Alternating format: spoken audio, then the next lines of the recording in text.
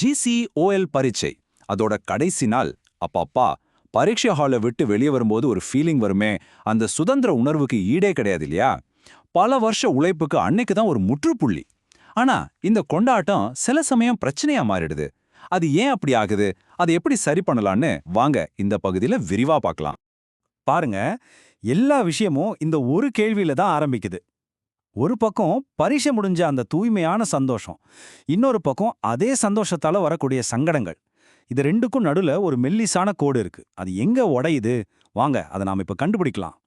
முதல்ல ஒரு விஷயத்த நாம எல்லாருமே ரொம்ப தெளிவா புரிஞ்சுக்கணும். அந்த கடைசி நாள் அது வெறும் ஒரு சாதாரண நாள் கிடையாது. பல வருஷ கடின உழைப்பு, தூங்காத ராத்திரிகள், டென்ஷன், இது எல்லாத்துக்கும் கிடைக்கிற ஒரு முடிவு. அது ஒரு சாதனை நாள்னே சொல்லலாம்.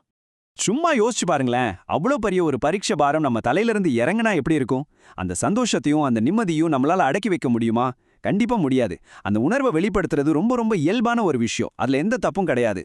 ஆனா இங்க தான் ஒரு முக்கியமான ட்விஸ்ட் வருது. சந்தோஷமா கொண்டாடுறதுல தப்பே இல்ல.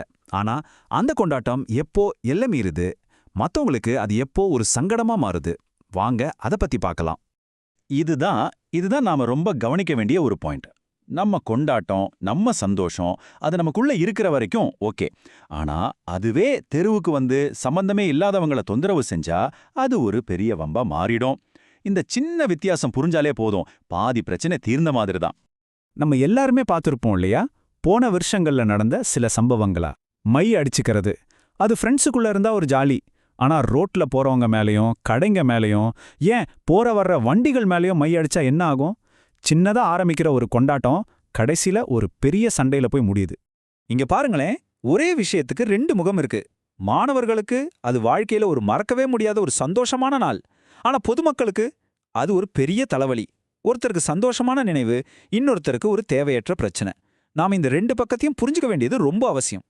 இந்த கேள்விதான் நிதர்சனம் இல்லையா? அந்த வயசுல, அந்த சந்தோஷத்துல, அந்த ஒரு வேகத்துல இப்படி செய்யாதீங்கப்பா, இது தப்புன்னு அட்வைஸ் பண்ணா அது காதுல வாங்குமா? இதுதான் நமக்கு இருக்கிற ஒரு பெரிய சவால். ஆனா இதுக்கு ஒரு தீர்வு இல்லாமலா போயிடும்? நிச்சயம் இருக்கு.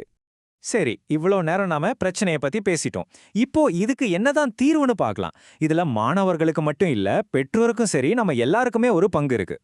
பாருங்க, யாரும் கொண்டாட்டங்களை நிறுத்தச் சொல்லல. ஆனா அதே கொண்டாட்டத்தை இன்னும் கொஞ்சம் அழகா, பொறுப்பா செய்யலாமே. நம்ம சந்தோஷம் மத்தவங்க மொத்தல ஒரு சின்ன சுளிப்ப கூட கொண்டு வரக்கூடாது. அப்படி கொண்டாடலாமா? இதுல ரெண்டு முக்கியமான விஷயங்கள் இருக்கு. முதல்ல மாணவர்களுக்கு ஒரு சின்ன வேண்டுகோள். நண்பர்களே, கொண்டாடுங்க, ஜாலியா இருங்க. ஆனா மத்தவங்களையும் பொதுச் சொத்துக்களையும் மதிக்கிற மாதிரி கொண்டாடுங்க. அடுத்து பெற்றோர்களுக்கு ஒரு முக்கியமான ஆலோசனை. இந்த மாதிரி கொண்டாட்டங்கள்ல விருப்பம் இல்லாத பிள்ளைகளை, குறிப்பா பெண் பிள்ளைகளை, நீங்களே சரியான நேரத்துல ஸ்கூலுக்கு போய் கூட்டிட்டு வர்றது அவங்களுக்கு ஒரு பெரிய பாதுகாப்பா இருக்கும். சரி, கடைசியா இந்த ஒரு கேள்வியோட நான் முடிக்கிறேன். நம்ம வாழ்க்கையோட மிக சந்தோஷமான தருணங்களை, நம்ம சமூகத்தோட மரியாதைக்குரிய தருணங்களை எப்படி மாத்துறது? இதுக்கு பதில் வெளியே எங்கேயும் இல்ல, நம்ம ஒவ்வொருத்தர்கிட்டயும் தான் இருக்கு.